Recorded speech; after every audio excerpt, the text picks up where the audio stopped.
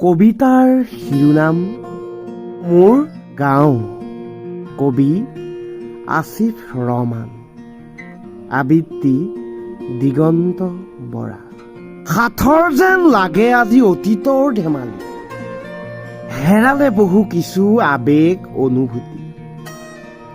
আজৰি পালেই ঢাপলি মৰা খেলপথাৰখন আজি নাই, অট্টালিকা হৈ পৰিল।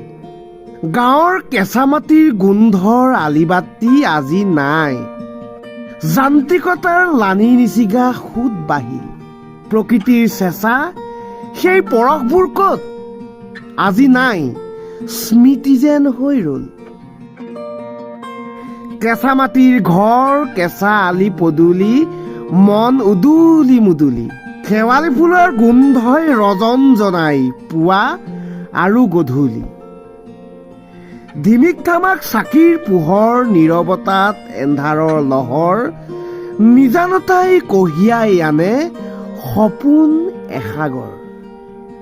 নাই আজি নাই সেইখনি গাঁও, হিয়াৰ আমঠু গাঁওখনি আজি ক'তনো বাৰু পাওঁ? প্ৰাণৰ চিনাকি হুমুনিয়াবোৰ ক'তনো বিচাৰি যাওঁ?